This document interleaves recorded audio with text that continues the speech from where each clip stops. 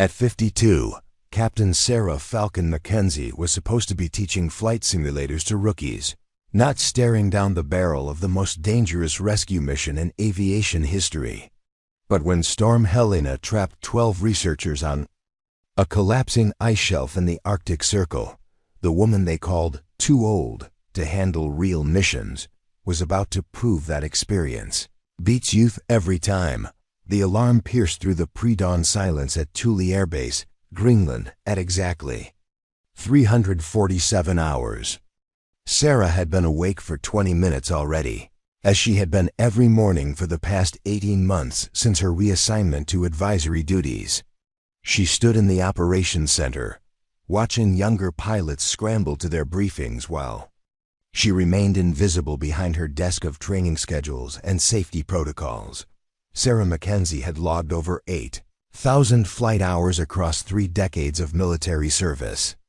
She'd flown rescue missions in Afghanistan, hurricane evacuations in the Gulf Coast, and emergency medical transports across the most treacherous terrain on Earth. Her record was spotless, her skills legendary among those who'd served with her in the field. But at 52, the brass had decided she was better suited for paperwork than piloting. The reassignment had come with all the diplomatic language the military could muster, transitioning to strategic advisory roles, they called it. Sharing your valuable experience with the next generation.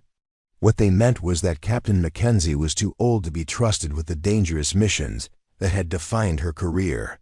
Too old to fly into storms that would challenge pilots half her age.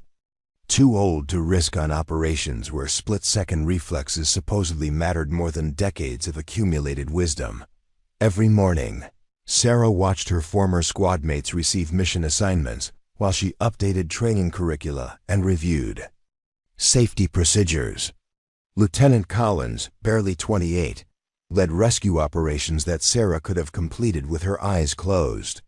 Captain Rodriguez, 34 and eager to prove himself, took on missions that required exactly the kind of experience Sarah had spent 30 years developing. Meanwhile, she filed reports and answered emails about helicopter maintenance schedules. The irony wasn't lost on her. The same hands that had once pulled survivors from impossibly dangerous situations now typed requisition forms for spare parts. The same instincts that had guided her through countless emergency landings in hostile territory were now applied to organizing flight simulator training blocks. She'd gone from being Falcon Mackenzie, the pilot other pilots called when the impossible needed to become possible, to being the administrative officer who ensured everyone else had the proper paperwork. Sarah had tried to maintain her edge during the long months of desk duty. Every evening after her official duties ended, she studied weather patterns, memorized new terrain maps, and practiced emergency procedures in the base's flight simulators. She told herself it was professional development. But the truth was more personal. She refused to let her skills atrophy just because others had decided she was past her prime. The base's younger pilots respected her legacy, but they treated her like a relic from an earlier era of aviation. They'd listen politely to her suggestions during briefings, nod at her insights about weather patterns and emergency procedures, then proceed with their own plans. She'd become the wise old mentor figure, valuable for her stories and experience, but not someone you'd actually want beside you when lives hung in the balance. The worst part was understanding their perspective. Aviation was a young person's game. Everyone said reflexes slowed with age, vision deteriorated, physical strength diminished. The margins for error in rescue operations were so thin that even tiny decreases in capability could mean the difference between success and catastrophe. Sarah knew the statistics, understood the logic, even agreed with some of the reasoning. But she also knew that her 3 decades of experience had taught her things that couldn't be learned in simulators or classrooms. She developed an intuitive understanding of how aircraft behaved in extreme conditions. She could read weather patterns like other people read newspapers, spotting dangerous microbursts and wind shears that younger pilots might miss. Her hands knew exactly how much pressure to apply to controls during emergency maneuvers, knowledge gained through thousands of hours in situations where textbook procedures weren't enough. More importantly, Sarah had learned how to think clearly. Under pressure. She'd seen every type of emergency that could occur during a rescue mission, and had developed the kind of calm focus that only came from surviving situations where panic meant death. While younger pilots might have faster reflexes, Sarah had something more valuable: the wisdom to know when to use those reflexes and when to rely on preparation and planning instead. During her months of administrative exile, Sarah had watched several missions encounter difficulties that her experience could have prevented. Equipment failures that she would have anticipated, weather problems that she would have avoided, tactical decisions that she would have made differently. But her insights were relegated to post-mission debriefings, valuable for training purposes. But arriving too late to help the people who needed rescuing, the emergency klaxon continued to wail as Sarah watched the base transform from sleepy, pre-dawn routine to urgent operational readiness. Pilots raced toward briefing rooms while ground crews prepared helicopters for immediate deployment. Sarah remained at her desk, updating training schedules while others prepared to risk their lives saving strangers. She'd become a spectator to the career that had once defined her identity, watching from the sidelines as others took on the challenges she'd spent her entire adult life preparing to meet. The emergency briefing convened in the main operations center at 0415 hours, and Sarah found herself once again relegated to the back corner with the other administrative staff. Colonel Marcus Brennan stood at the front of the room, his weathered face grim as he addressed the assembled pilots and rescue personnel. The large digital display behind him showed a satellite image of the Arctic Ocean with a red marker indicating the crisis location. "Gentlemen, we have a code red situation developing in the Beaufort Sea," Brennan announced, his voice cutting through the tension in the room. "The Arcturus Research Station, operated by the International Climate Consortium, is reporting structural failure following Storm Helena. 12 civilian researchers are trapped on an ice shelf that's breaking apart faster than predicted." Sarah leaned forward, her administrative duties forgotten as she studied the tactical display. The research station was positioned on what had been considered a stable ice formation, but the storm had accelerated the natural fracturing process. Weather data scrolled across auxiliary screens, showing wind speeds that would challenge even the most experienced pilots. "The window for extraction is approximately 4 hours before the ice shelf becomes completely unstable," Brennan continued. "Weather conditions include sustained winds of 45 knots with gusts up to 70, near zero visibility due to snow squalls, and temperatures dropping to -38 Fahrenheit. The landing zone is roughly the size of a basketball court and shrinking." Captain Jake Morrison, the squadron's top pilot at 32, raised his hand. "Sir, what's our approach vector?" "The weather data suggests the standard northern route would be suicide in these conditions." "That's exactly the problem, Morrison," Brennan replied. "Every conventional approach puts us directly into the worst of the storm system. We're looking at a mission that pushes every safety parameter we have to the absolute limit." Sarah watched the tactical analysis unfold, her mind automatically calculating flight paths and risk factors. She'd flown in similar conditions during her deployment. In Alaska 15 years earlier, when a fishing vessel had gone down in a winter storm. The key wasn't fighting the weather but working with it, using the storm's own patterns to find brief windows of opportunity. Lieutenant Sarah Chun, 29 and ambitious, spoke up from the front row. "Sir, if we approach from the southeast and time our insertion between the wind gusts, we might be able to establish a stable hover long enough for extraction." Morrison nodded in agreement. "Chun's right. We go in fast, grab who we can, and get out before the ice gives way completely. Multiple trips if necessary." Sarah bit back the urge to interrupt. Their plan was textbook perfect and completely wrong for these specific conditions. The southeastern approach would put them directly into a downdraft pattern that the storm was creating against the ice cliffs.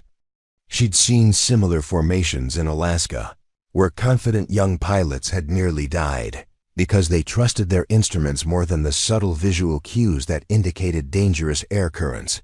"What about the survivor's condition?" asked Captain Rodriguez. 12 hours in those temperatures means we're probably looking at hypothermia cases. That affects how quickly we can move them. Medical assessment indicates at least 4 researchers are showing signs of severe cold exposure, Brennan confirmed. The station's heating system failed 8 hours ago. We're not just racing against the ice shelf collapse. We're racing against time before exposure becomes fatal. Sarah studied the medical reports that flashed on the secondary screens. Hypothermia victims couldn't be moved quickly or roughly without risking cardiac arrest. The younger pilots were planning a fast in-and-out operation, but severely cold exposed. Patients needed careful handling that would require longer ground time. Their timeline was optimistic to the point of being dangerous. "Morrison, you'll lead the primary extraction team," Brennan announced.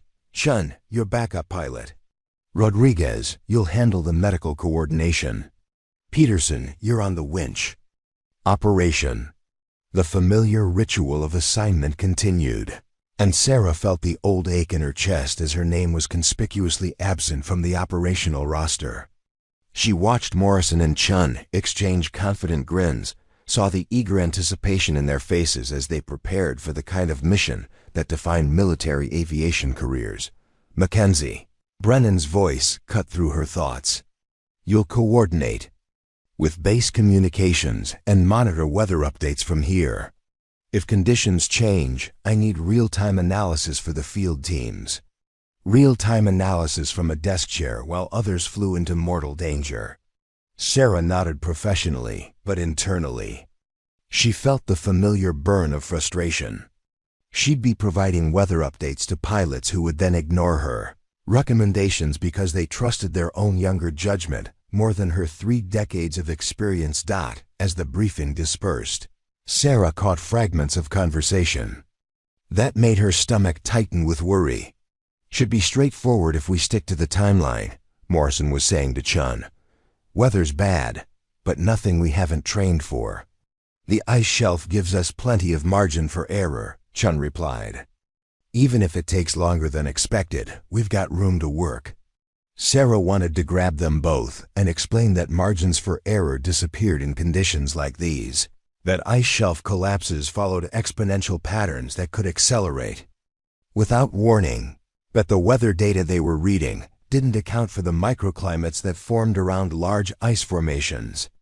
But she was just the administrative coordinator now, the aging pilot whose insights were valued in theory but ignored in practice. Morrison paused near her desk as the room emptied. "Mackenzie, keep an eye on those weather patterns for us. Your experience reading conditions could be helpful." The comment was meant kindly, but it highlighted everything wrong with her current position. Her experience was useful for providing information to others, but not valuable enough to trust with actual execution. She was a consultant now, not a pilot. While the operational team prepared their equipment and flight plans, Sarah retreated to her small office adjacent to the communications center. The space was cramped and utilitarian, filled with training manuals, weather analysis software, and the accumulated paperwork of 18 months in administrative purgatory. But hidden behind the regulation filing cabinets and mandatory safety posters was evidence of a different kind of preparation. Sarah pulled out a locked drawer that contained her personal project files.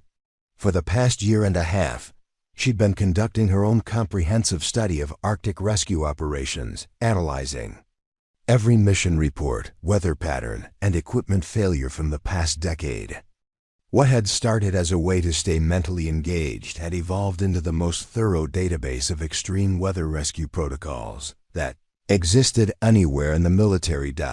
The files contained detailed analysis of 17 different ice shelf rescue attempts, complete with weather data, approach vectors, and outcome assessments. Sarah had studied each mission obsessively, identifying the factors that separated success from failure. She discovered patterns that the younger pilots hadn't lived long enough to recognize, subtle indicators that could mean the difference between life and death in conditions like those currently developing in the Beaufort Sea. Her computer contained weather modeling software that she'd quietly acquired through professional development channels. While other pilots relied on standard meteorological reports, Sarah had taught herself to create three-dimensional weather maps that showed air current patterns in real time. She could predict microbursts, identify thermal layers, and spot the brief windows of relative calm that existed even in the worst storms. The wall behind her desk was covered with topographical maps of the Arctic region, marked with her own annotations based on years of research. She'd identified 37 potential emergency landing sites within a 200-mile radius of the current crisis location, complete with approach vectors that accounted for seasonal weather patterns. Most importantly, she'd developed alternative flight paths that avoided the high-risk corridors that standard navigation systems recommended. Sarah opened her laptop and began running the current weather data through her specialized modeling software. The storm system developing over the Beaufort Sea was more complex than the briefing had indicated. She could see three distinct pressure systems converging, creating a weather pattern that would shift unpredictably over the next 6 hours.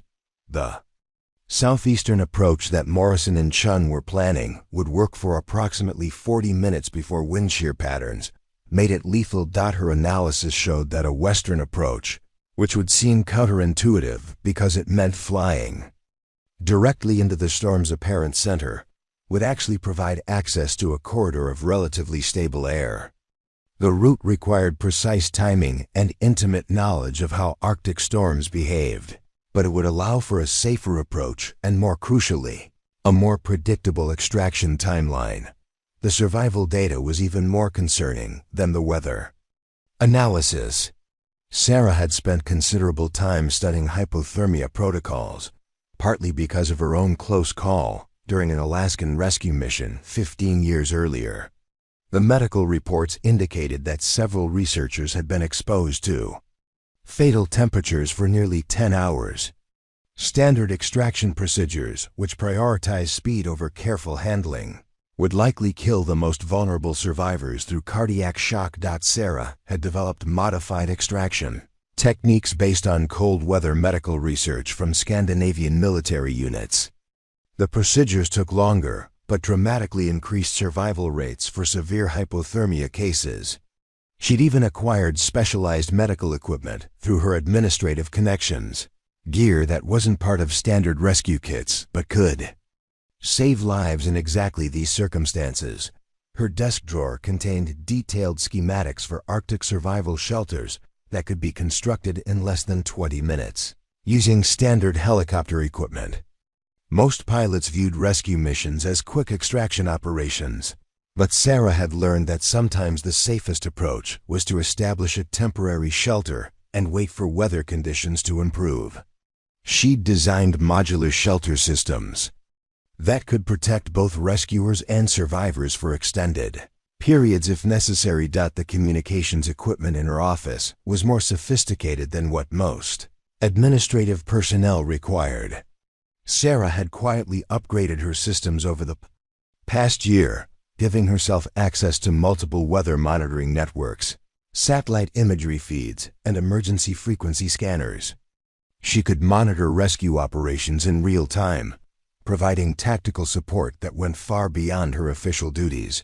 Her filing cabinets contained technical manuals for every piece of rescue equipment currently in use by the squadron, along with modification specifications that she'd developed based on her field experience. Sarah had identified 17 different equipment improvements that could increase rescue effectiveness in extreme conditions, but her suggestions had been politely filed away as valuable input for future consideration. The most significant element of her preparation was psychological. During her months of administrative exile, Sarah had used flight simulators every evening to practice emergency scenarios that pushed the boundaries of standard training. She'd programmed custom scenarios based on her research, practicing approaches and procedures that weren't part of official curricula. Her simulator time logs showed over 400 hours of extreme weather training in the past 18 months. Sarah had also maintained her physical conditioning despite her desk assignment. Every morning before her official duties began, she completed a fitness regimen designed specifically for Arctic operations. Her cardiovascular endurance, cold weather tolerance, and physical strength were actually better than they'd been during her active flying years. But the medical examinations that could have documented this improvement hadn't been scheduled because she was no longer considered operational personnel. The irony of her situation was becoming increasingly apparent as she reviewed her preparation files. She was arguably the most qualified pilot on the base for exactly this type of mission, but her age had disqualified her from consideration before her actual capabilities could be evaluated.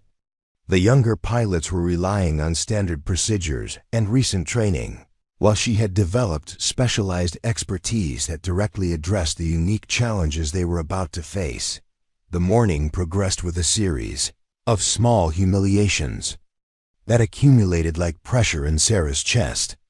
During the pre-flight briefing, she attempted to share her weather analysis showing the dangerous wind shear patterns in the southeastern corridor.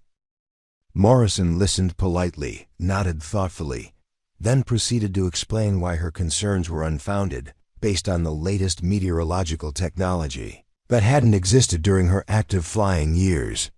"Mackenzie, I appreciate the input," Morrison said with the patronizing tone reserved for well-meaning but outdated advisors. "But our weather systems are pretty sophisticated now. We can handle turbulence that might have been problematic for earlier generation pilots." The dismissal stung because it revealed how her colleagues viewed her experience. What they saw as outdated knowledge, she knew to be hard-earned wisdom about how weather behaved in ways that instruments couldn't always detect. The latest meteorological technology Morrison referenced was excellent for general forecasting but missed the subtle microclimatic patterns that could trap aircraft in deadly downdrafts. During the equipment check, Sarah noticed that the medical supplies being loaded were standard cold weather gear, adequate for mild hypothermia, but insufficient for the severe exposure cases they'd be encountering. She approached Captain Rodriguez, who was overseeing the medical preparations, and suggested including the specialized warming equipment she'd acquired through her administrative channels. "Those researchers have been in sub-zero temperatures for over 10 hours, Sarah explained. "Standard rewarming protocols could cause cardiac arrest. We need controlled warming blankets and cardiac monitoring equipment." Rodriguez looked up from his checklist with barely concealed irritation. "Mackenzie, I've been handling medical evacuations for 6 years. I think I know what equipment we need for hypothermia cases." 6 years is impressive," Sarah replied carefully, "but I've handled Arctic medical evacuations for longer than that. Severe hypothermia requires different protocols than what you're planning. Look, I'm sure things were done differently back in your day, but we've got proven procedures now. The last thing we need is to overcomplicate a time-critical mission with unnecessary equipment. Back in your day." The phrase hit like a physical blow. Sarah was 52, not 75, but Rodriguez spoke to her as if she was a relic from the propeller age. Her day had included some of the most challenging rescue operations in military history, missions that had pushed the boundaries of what was considered possible. But to Rodriguez, her experience was ancient history, irrelevant to modern operations. The pattern continued throughout the morning. Lieutenant Chun dismissed Sarah's suggestion about approach vectors with a comment about how computer navigation systems have really revolutionized flight planning. Sergeant Williams ignored her recommendations about emergency shelter equipment. explaining that modern rescue philosophy prioritizes rapid extraction over extended ground operations. Each dismissal was delivered with professional courtesy, but the underlying message was clear. Sarah's decades of experience were viewed as obsolete relics from a less sophisticated era of aviation. The younger pilots didn't question her competence maliciously. They simply couldn't conceive that someone her age might have insights that their advanced training and modern equipment couldn't provide. The breaking point came during a conversation she overheard in the equipment bay. Shun was talking to Peterson about crew assignments, and their words carried clearly across the hangar space. "Thank God we don't have to worry about Mackenzie wanting to fly this mission," Chen said, adjusting her flight helmet. "Can you imagine trying to haul 12 hypothermia victims with a pilot who probably needs reading glasses to see the instrument panel?" Peterson laughed. She was probably good back in the day, but Arctic rescue isn't exactly a sport for senior citizens. The reaction times alone would be dangerous. Exactly. Plus, she'd probably want to follow all those old-school procedures that take twice as long as necessary. "We need to get in and get out fast, not spend an hour setting up some elaborate shelter system from the 1990s. Sarah stood frozen behind a supply cart, feeling each word like a knife twist. These weren't malicious people. They were confident professionals who genuinely believed that age automatically disqualified her from dangerous operations. They'd reduced her 3 decades of experience to a collection of outdated procedures and declining physical capabilities. The worst part was hearing her emergency shelter protocols dismissed as old-school procedures from the 1990s. Those procedures had saved lives in situations where rapid extraction wasn't possible. But Chun couldn't envision circumstances where patience and preparation might be more valuable than speed and technology. Later, during the final mission briefing, Sarah tried once more to share her analysis of the ice shelf instability patterns.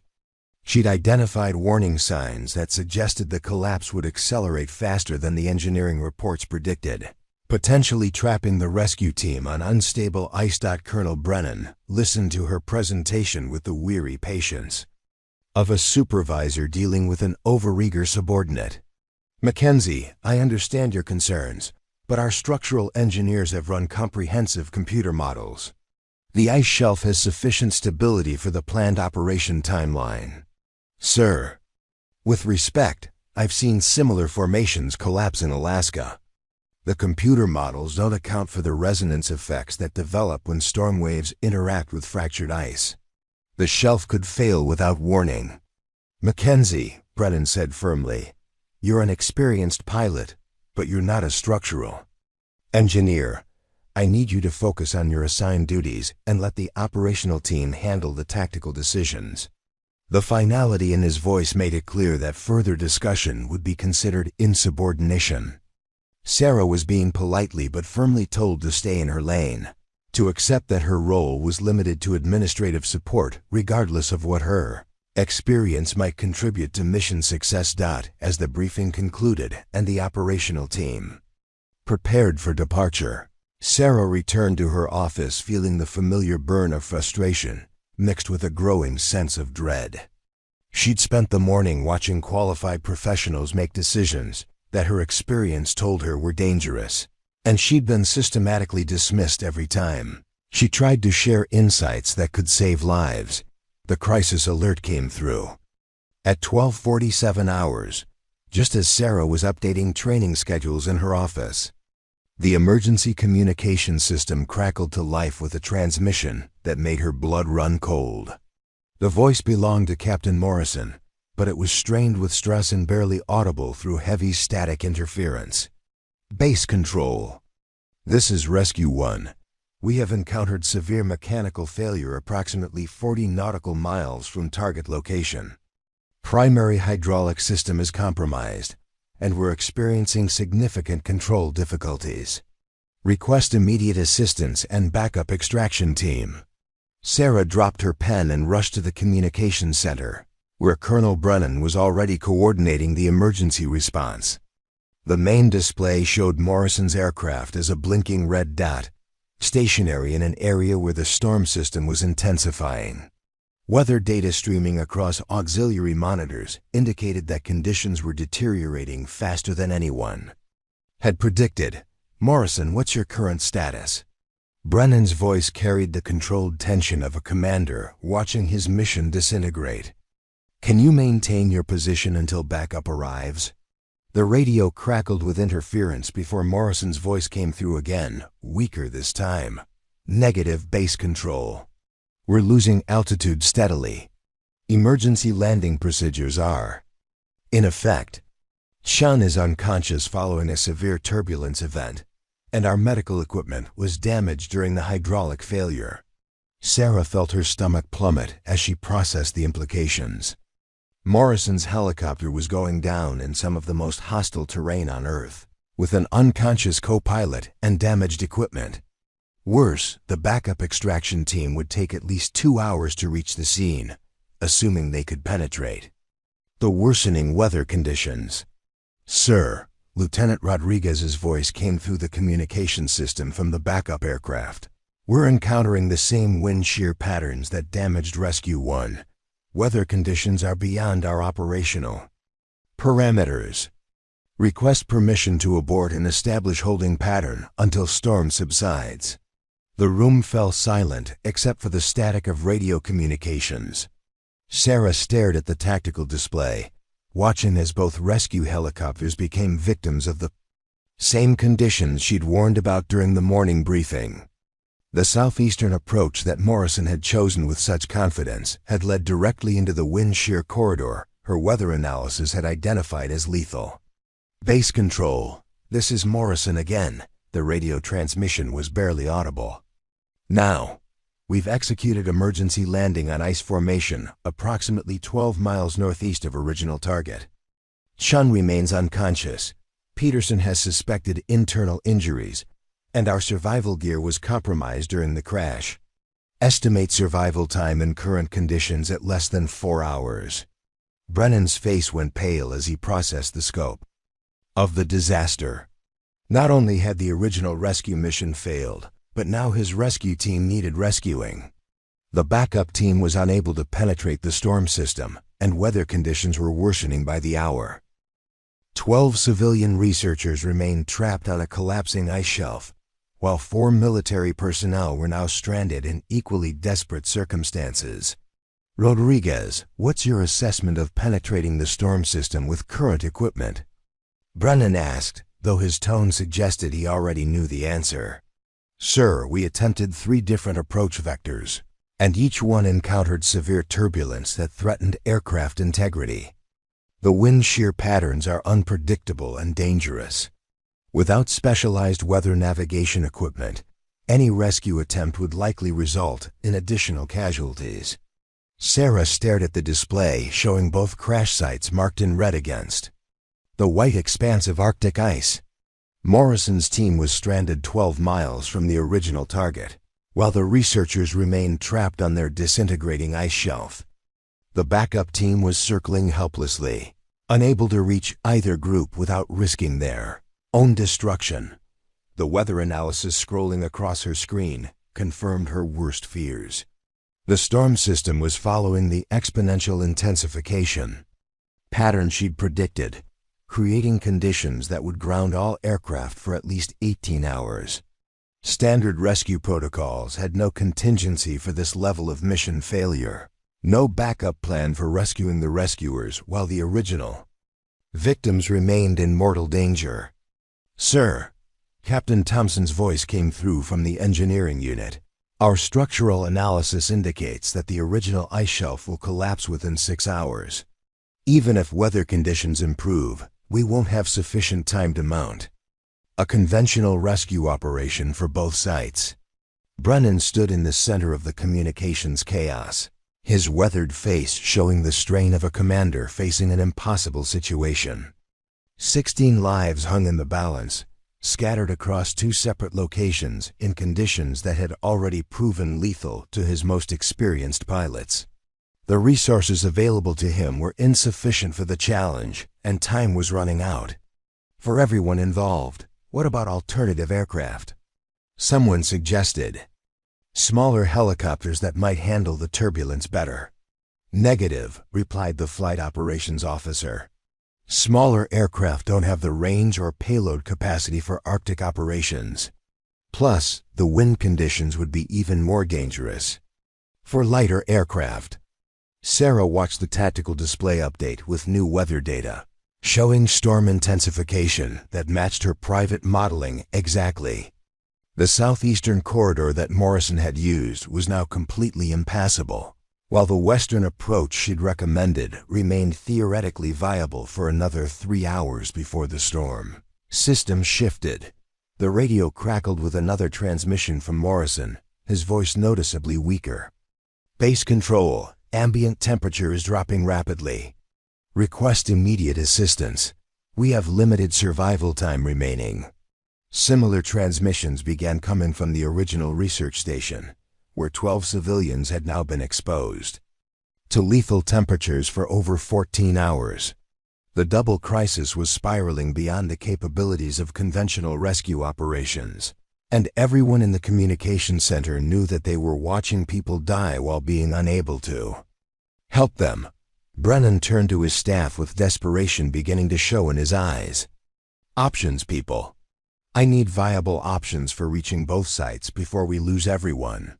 The silence that followed was deafening, broken only by the steady stream of increasingly desperate radio transmissions from two groups of people who were counting on rescue that might never come. Sarah stepped forward from her position near the communications equipment, her voice cutting through the tense silence that had settled over the command center. Sir, I have a viable approach plan for both rescue sites. I can reach Morrison's team within 90 minutes and extract the research station personnel before the ice shelf collapses. Colonel Brennan turned toward her with an expression that mixed disbelief with desperation. Mackenzie, we've already established that current weather conditions are beyond operational parameters. Rodriguez couldn't penetrate the storm system with our most advanced aircraft. Rodriguez was using the southeastern approach vector, Sarah replied, her voice steady despite the adrenaline flooding her system. I've been analyzing the weather patterns, and there's a western corridor that remains viable for approximately 3 more hours. The approach requires intimate knowledge of Arctic storm behavior and precise timing, but it's achievable. Captain Rodriguez's voice crackled through the radio from his circling aircraft. Base control, I can hear this conversation. With all due respect to Captain Mackenzie, the western approach would take us directly into the storm's core. That's suicide, not a rescue plan. Sarah moved to the tactical display and began highlighting her proposed flight path. The storm's core isn't uniformly dangerous. Arctic weather systems create pressure corridors that can be navigated if you understand the patterns. I've mapped a route that uses thermal layers and wind gradients to avoid the worst turbulence. Lieutenant Chun's replacement, who had been monitoring weather data, looked up from his station. Captain Mackenzie, the wind speeds in that corridor are showing sustained 50-knot gusts. No aircraft can maintain stable flight in those conditions. Standard navigation techniques can't handle those conditions, Sarah corrected. But there are specialized flying methods developed for extreme weather operations. I've been practicing them in simulators for the past 18 months, specifically for situations like this. Brennan's expression hardened. Mackenzie, you're talking about techniques that aren't part of our standard operational procedures. I can't authorize a mission based on experimental flying methods. Sir, these aren't experimental methods. They're proven techniques used by Scandinavian rescue services and Canadian Arctic operations. I've studied their protocols extensively and adapted them for our equipment specifications. The communications officer looked up from his station with growing alarm. Sir, we're receiving updated reports from both crash sites. Morrison's team is reporting that Chun has regained consciousness, but is showing signs of severe hypothermia.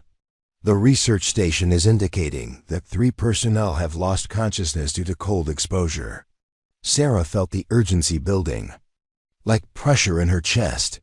Colonel, every minute we spend debating this, people are dying.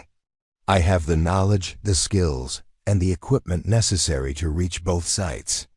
All I need is authorization to use the specialized medical gear I've been acquiring and permission to fly. Absolutely not, Brennan replied firmly. Mackenzie, you haven't flown operational missions in 18 months. You're 52 years old, and this is arguably the most dangerous rescue operation we've ever attempted. I won't risk losing another pilot, especially one who isn't current on operational procedures. I am current on operational procedures, Sarah shot back, her professional composure beginning to crack. I've logged more simulator time in the past year than most of your operational pilots. My analysis of this storm system is more detailed than anything your meteorological services have produced. And my understanding of hypothermia treatment protocols could save lives that standard procedures would lose. Rodriguez's voice came through the radio again. Base control, I've been monitoring this discussion. Captain Mackenzie hasn't flown in Arctic conditions for over a year. The muscle memory and instinctive responses required for extreme weather flying deteriorate quickly without regular operational experience. Sarah stared at the tactical display showing 2 groups of people slowly dying while qualified rescuers remained grounded by fear and bureaucratic caution. Colonel, I flew rescue missions in Alaska for 8 years. I've handled conditions worse than this and brought everyone home safely. The skills don't disappear just because I've been pushing paperwork for 18 months. Mackenzie, Brennan's voice carried the finality of command decision. Your experience is valuable, but experience from a decade ago doesn't qualify you for today's mission. The equipment has changed, the procedures have evolved, and frankly, the physical demands are beyond what someone your age should be attempting. The words hit like physical blows. Someone your age. Sarah had heard variations of this dismissal for months, but now it was being used to justify watching people die rather than allowing her to attempt their rescue. Her age had become more important than her capabilities, her birth certificate more relevant than her preparation. Sir, she said quietly, what if I'm right? What if my analysis is correct and I can reach both sites successfully? Are you willing to let 16 people die because you're worried about my age? I'm worried about losing 17 people instead of 16, Brennan replied. Mackenzie, you're dismissed. Return to your administrative duties and let us handle this crisis. The dismissal was delivered with military precision, but Sarah could see the doubt in Brennan's eyes. He was making the safe bureaucratic decision, the choice that would protect him from criticism if her mission failed. But it was also the choice that guaranteed the death of everyone currently stranded in the Arctic. Sarah looked around the command center at the faces of people she'd served with for years. Some showed sympathy for her position. Others displayed the skeptical doubt she'd grown accustomed to. None showed the confidence in her abilities that would be necessary to override Brennan's decision. Sir, she said one final time, those people are counting on us to save them.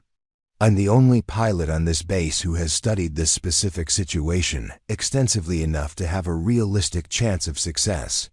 Brennan's expression remained unmoved. Mackenzie, you're relieved. Report to your quarters and remain there until further notice. The command was clear and final. Sarah was being removed from the situation to prevent further interference with official decision-making.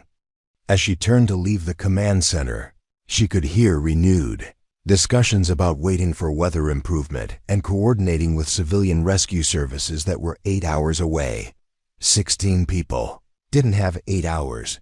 They probably didn't have 2 hours. Sarah walked steadily toward her quarters, maintaining the disciplined pace of an officer following orders, but her mind was already calculating the logistics of what she had to do. She passed the duty officer's station without drawing attention, nodded to the security personnel at the main corridor checkpoint, and entered her room with the same routine efficiency she'd displayed for 18 months of administrative duties. Moment her door closed, she moved with purpose that had been absent from her life since her reassignment to desk duty. From her personal footlocker, she retrieved the specialized Arctic survival gear she'd been quietly acquiring over the past year. Cold weather flight suit rated for temperatures 50 degrees below zero. Thermal underwear designed for extended exposure. Emergency medical supplies that weren't part of standard rescue kits but could mean the difference between life and death for severe hypothermia victims. Her personal laptop contained detailed flight plans she'd developed during her evening research sessions. 3 different approach vectors to reach Morrison's crash site, each one calculated for specific weather conditions and fuel consumption rates.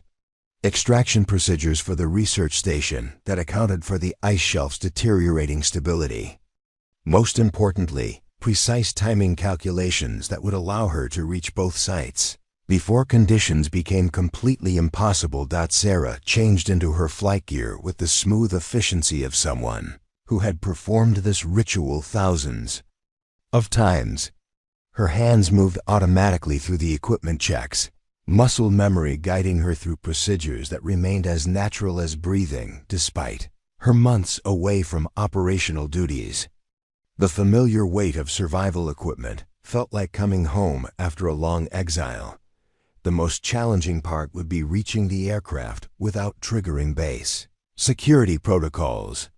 Sarah had studied the duty schedules during her administrative work, memorizing the rotation patterns and identifying the brief windows when hangar access would be minimally supervised. The storm conditions actually worked in her favor, as most non-essential personnel were sheltering indoors. Rather than maintaining their usual patrol routines, she slipped out of her quarters, through the window that faced away from the main base facilities, a route she'd identified weeks ago during one of her evening planning sessions. The Arctic wind hit her immediately, but her specialized gear provided protection that standard military clothing couldn't match. She moved across the base using maintenance corridors and equipment storage areas, paths that kept her away from the primary traffic routes. The hangar that housed the backup rescue helicopters was partially secured, but Sarah's administrative access codes still functioned for maintenance areas. She'd tested this weeks ago under the guise of conducting inventory inspections, confirming that her clearance hadn't been completely revoked despite her operational restrictions. The security system logged her entry, but the alerts would be buried among routine maintenance notifications until someone specifically reviewed the access records. Inside the hangar, she located the aircraft she'd selected for the mission, a medium-lift helicopter that possessed the range and payload capacity necessary for dual rescue operations. More importantly, it was equipped with the advanced weather navigation systems that would be essential for penetrating the storm corridors she'd identified. Sarah had studied this particular aircraft's specifications extensively, memorizing its performance characteristics and emergency procedures.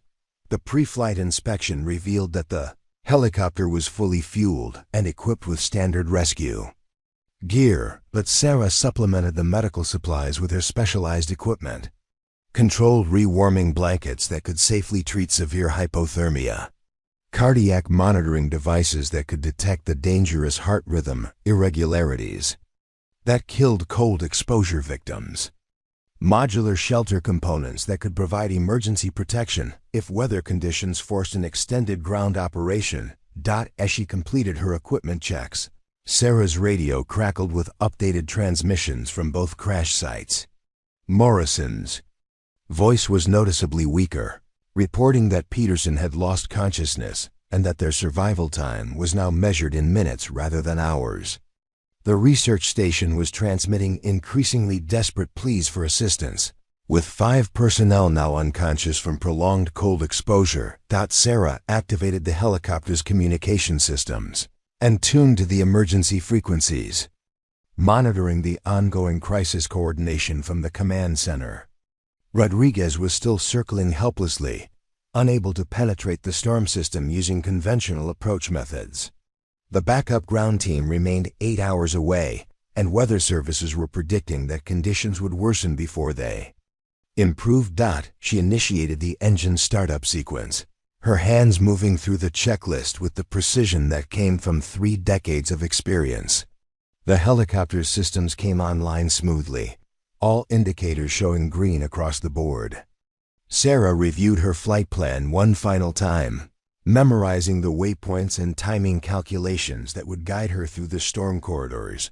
The hangar doors opened slowly, revealing the Arctic landscape beyond.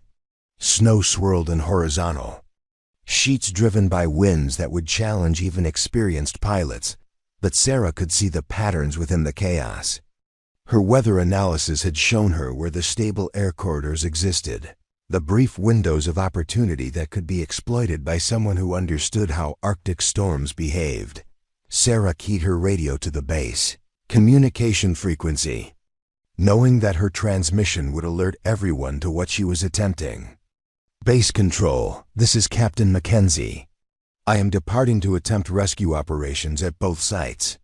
My estimated time to reach Morrison's position is 90 minutes. The response was immediate and predictable. Mackenzie, you are not authorized. For flight operations, return to base immediately. That's a direct order. Sarah switched off her radio and lifted the helicopter into the storm. The moment Sarah's helicopter cleared the hangar, the full fury of the Arctic storm engulfed her aircraft like a living creature determined to destroy any intruder. Wind speeds that had seemed manageable on paper translated into violent turbulence that threw the helicopter sideways with enough force to slam her against the restraint harness. The visibility dropped to near zero as snow and ice crystals created a white wall that made instrument flying not just necessary but the only option for survival. Sarah's hands moved across the controls with the fluid precision that came from 30 years of muscle memory, making constant micro-adjustments to compensate for wind gusts that would have overwhelmed a less experienced pilot.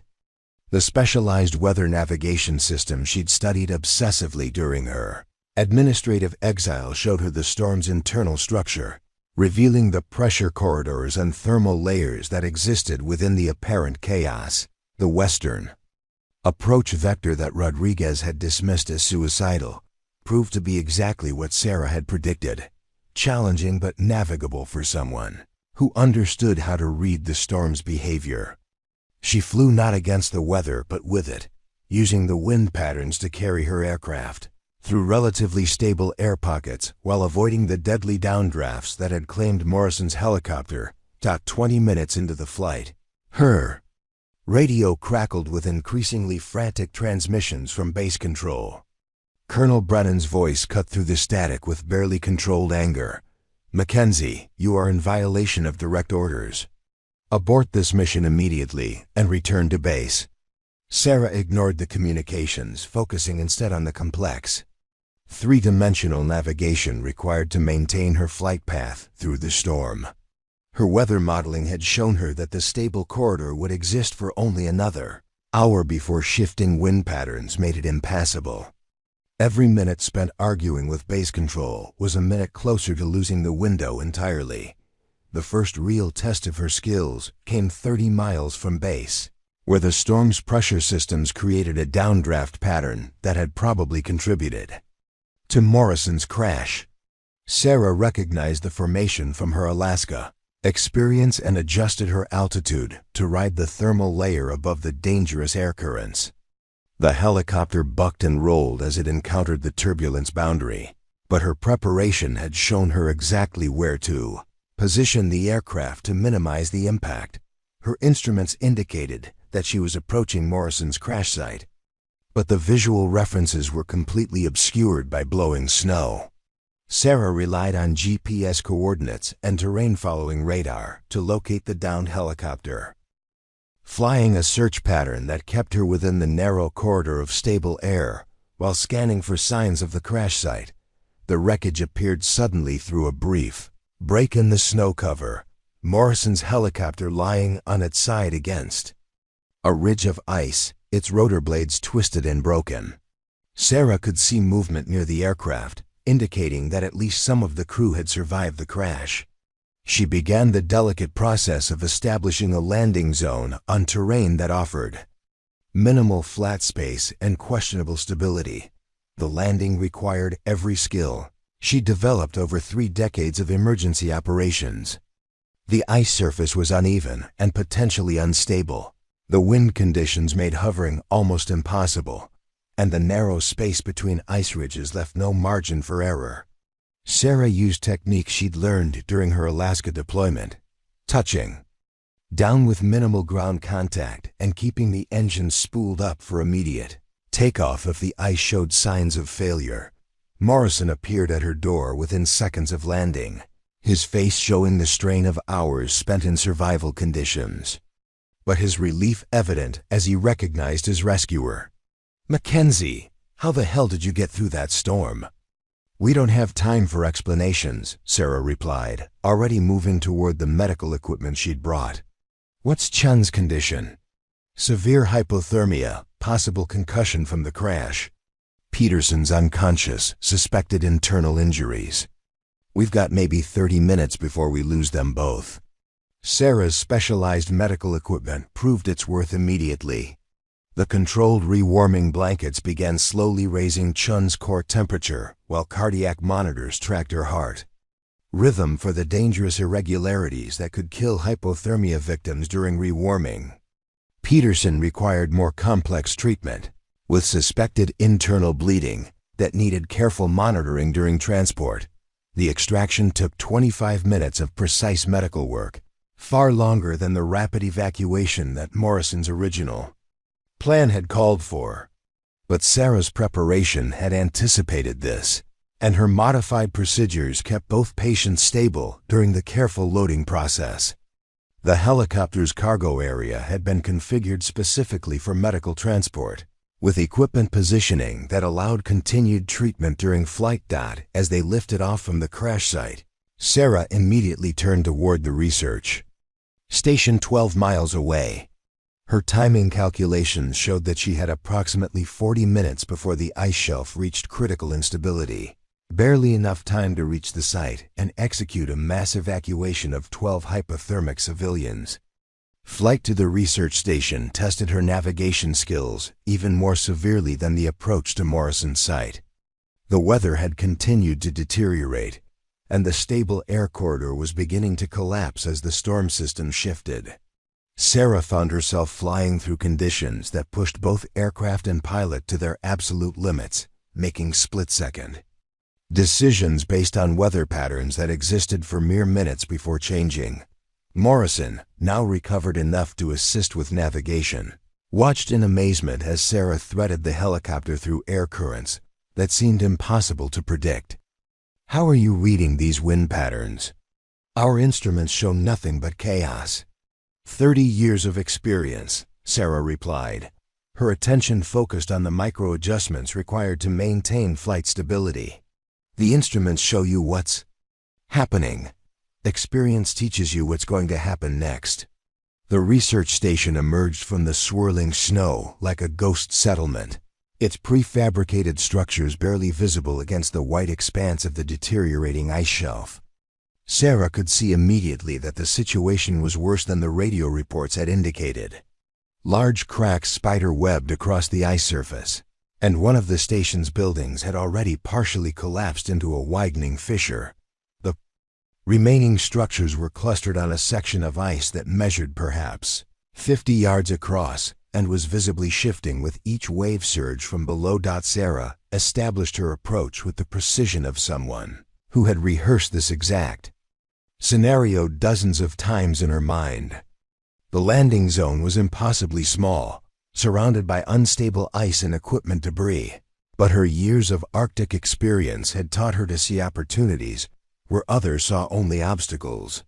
She touched down with the helicopter's skids positioned across 2 separate ice sections, distributing the weight to minimize the risk of breakthrough. The research team was in far worse condition than Morrison's military crew had been. Dr. Elizabeth Hartman, the station leader, stumbled toward the helicopter with movements that betrayed severe cold exposure and exhaustion. Behind her, other team members carried or supported colleagues who had lost consciousness hours earlier. The 12 civilians included 3 women and 9 men, ranging in age from 26 to 62, all showing varying degrees of hypothermia and cold injury. "Captain, thank God you're here," Dr. Hartman called over the rotor noise, her voice barely audible above the wind. "We have 5 people unconscious, 2 with suspected frostbite, and everyone showing signs of severe hypothermia. We've been without heat for 16 hours. Sarah's medical assessment confirmed her worst fears. Several of the unconscious researchers were in the final stages of hypothermia, their core body temperature so low that any rapid movement could trigger fatal cardiac arrhythmias.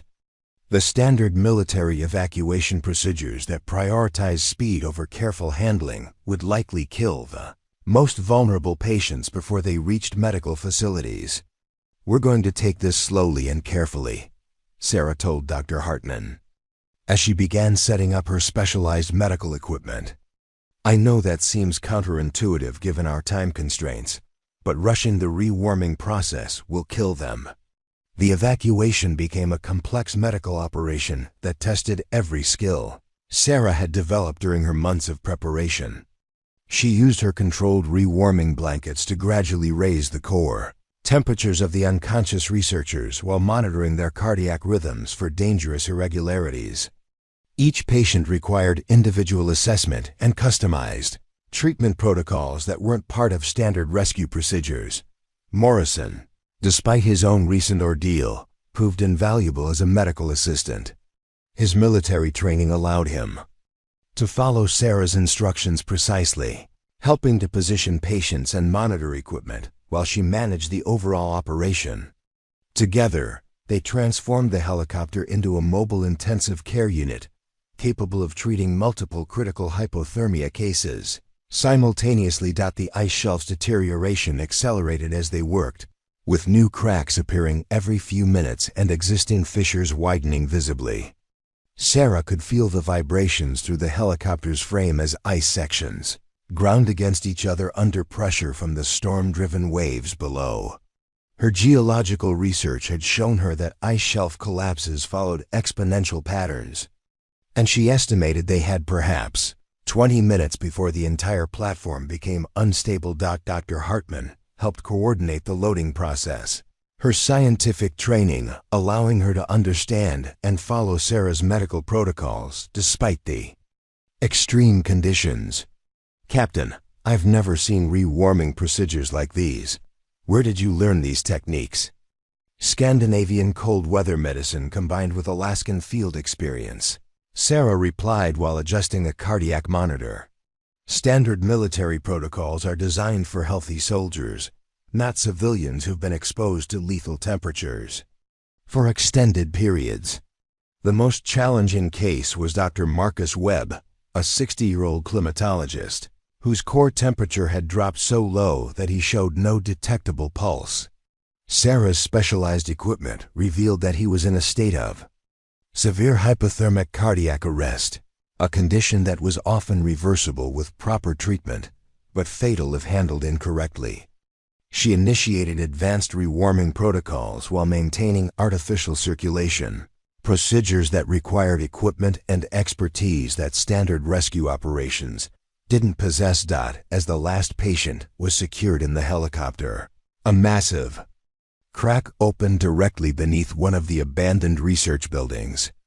The structure disappeared into the dark water below with a grinding crash that sent vibrations through the entire ice platform. Sarah realized they had perhaps 5 minutes before their landing area became completely unstable. The helicopter was now loaded far beyond its normal capacity, carrying 16 people plus medical equipment in a configuration that pushed every safety parameter to its limit. The weight distribution required constant adjustments to maintain flight stability, and the aircraft's performance would be severely compromised during the challenging flight back to base through deteriorating weather conditions. Sarah began the delicate process of lifting off from the unstable ice shelf, feeling the platform shift beneath them as the helicopter's weight transferred to the rotor system. The ice surface cracked ominously as she pulled pitch, and she could see water beginning to seep through the fractures where her skids had been positioned moments before. The radio crackled with transmissions from base control, where Colonel Brennan was coordinating emergency medical preparations for their arrival. "Mackenzie, what's your passenger count and medical status?" "Base control, I have 16 souls on board, including 4 in critical condition, requiring immediate advanced medical intervention. Estimated arrival in 45 minutes if weather conditions hold." The acknowledgement from base carried a tone Sarah hadn't heard in months: professional respect, mixed with amazement that bordered on disbelief. The flight back to Thule Air Base became the most technically demanding mission of Sarah's 30-year career. The helicopter, loaded well beyond its normal capacity with 16 people and extensive medical equipment, handled like a completely different aircraft. Every control input required compensation for the altered center of gravity, and the reduced power margins left no room for error in the deteriorating weather conditions. Sarah's weather navigation skills proved crucial as the storm system continued to shift, closing off some corridors while opening others that lasted only minutes before becoming impassable. She flew a constantly evolving route that required split-second decisions based on real-time weather pattern recognition, threading the overloaded helicopter through pockets of stable air that existed only temporarily within the larger chaos. Midway through the return flight, Dr. Webb's condition deteriorated rapidly.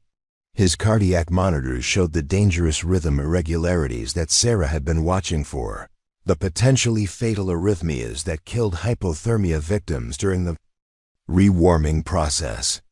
She guided Morrison through advanced cardiac support procedures while maintaining precise flight control through turbulence that would have challenged her even without the medical emergency. "His heart rate's dropping," Morrison reported, his voice tight with concern as he monitored the specialized equipment Sarah had brought.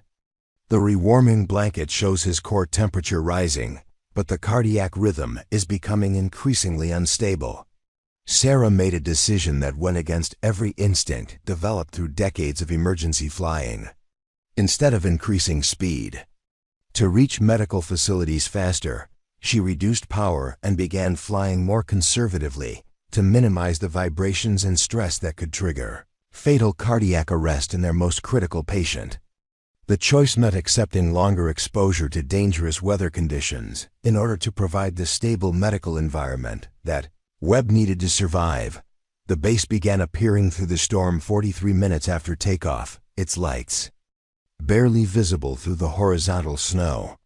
Sarah established communication with the control tower and began coordinating the complex landing sequence required for her medical emergency. The base hospital had been alerted and was standing by with advanced cardiac support equipment, but the next few minutes would determine whether her unauthorized rescue mission was ultimately successful. Colonel Brennan's voice came through the radio with a tone Sarah had never heard from him before.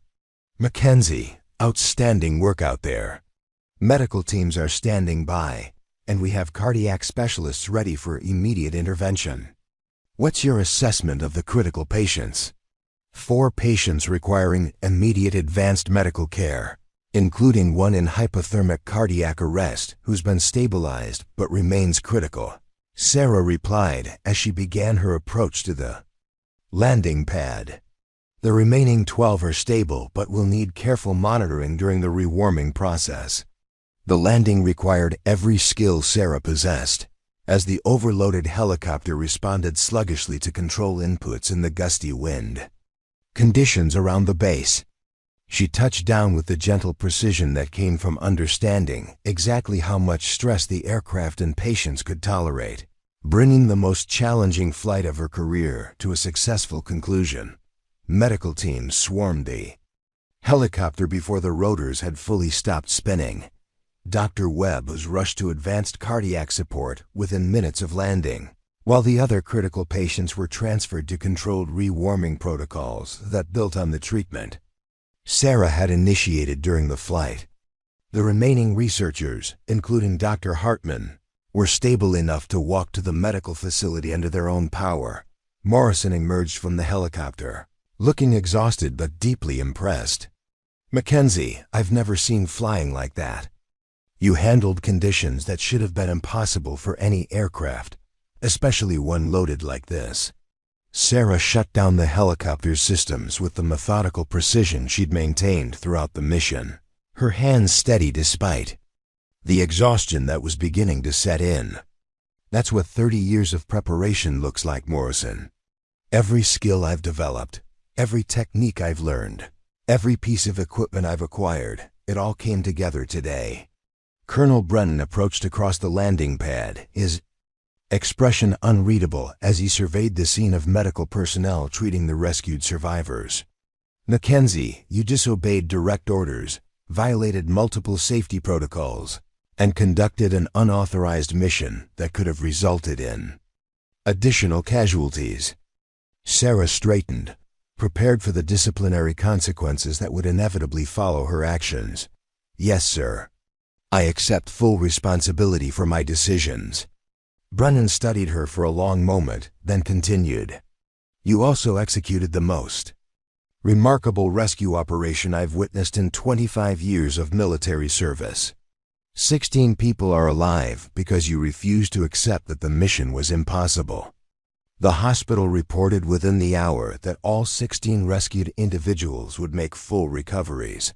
Dr. Webb's cardiac arrest had been successfully reversed, and even the most severely hypothermic patients were responding well to continued treatment.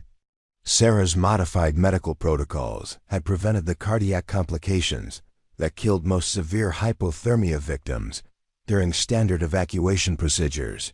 3 months later, Sarah stood in the same briefing room where she'd once been dismissed as too old for operational duties. But everything had changed. The search and rescue patch on her shoulder now read "Squadron Leader," and when she spoke, every pilot in the room listened with the attention reserved for proven expertise. "Today's mission involves extreme weather conditions similar to those we encountered during the Arcturus Station rescue," she told her assembled team, pointing to weather data that would have seemed impossible just months earlier. "The key is understanding that age and experience aren't limitations. They're force multipliers that turn impossible missions into routine operations." Captain Morrison, now her deputy squadron leader, nodded approvingly. "What's our approach?" "Vector, squadron leader." Sarah smiled as she highlighted the flight path on the tactical display. "We're going to prove once again that there's no such thing as too old to fly, only too inexperienced to understand what's possible. The rescue." Footage from that Arctic mission became legendary throughout military aviation circles. Videos of Sarah threading her overloaded helicopter through impossible weather conditions were used in advanced pilot training, while her medical protocols became standard procedure for cold weather rescues worldwide. The woman they'd called "too old to fly" had revolutionized how the military approached extreme weather operations. Dr. Hartman visited the base 6 months later, fully recovered and leading a new research expedition. She found Sarah in the same office where she'd once filed equipment reports, but now the walls were covered with commendations and mission photos instead of administrative charts. "Captain Mackenzie," Dr. Hartman said, "I wanted to thank you again. Not just for saving our lives, but for showing us that wisdom and preparation matter more than age or protocol." Sarah looked up from the mission planning she was conducting for her newest squadron members. "Doctor, the real lesson isn't about age at all. It's about refusing to accept other people's definitions of what's possible. Experience isn't a limitation. It's the foundation for achieving things that others think are impossible." As Dr. Hartman left, Sarah returned to mentoring the young pilots who now sought her expertise eagerly. She'd gone from being overlooked to being indispensable, from pushing paperwork to pushing boundaries. The Arctic rescue had taught everyone at Thule Air Base that sometimes the most valuable assets come in unexpected packages. What incredible story of someone defying expectations would you like to hear next? Drop a comment below and let us know. Whose journey of proving doubters wrong should be featured in our next video? If this story of Captain Sarah Mackenzie inspired you, don't forget to hit that subscribe button and ring the notification bell. We bring you real stories of ordinary people achieving extraordinary things when everyone said they COULDN, single quotes D. Share this video with someone who needs to remember that it's never too late to prove the world wrong. Your support helps us continue bringing these incredible stories of human resilience and determination to light. Until next time, keep pushing past the limits others set for you.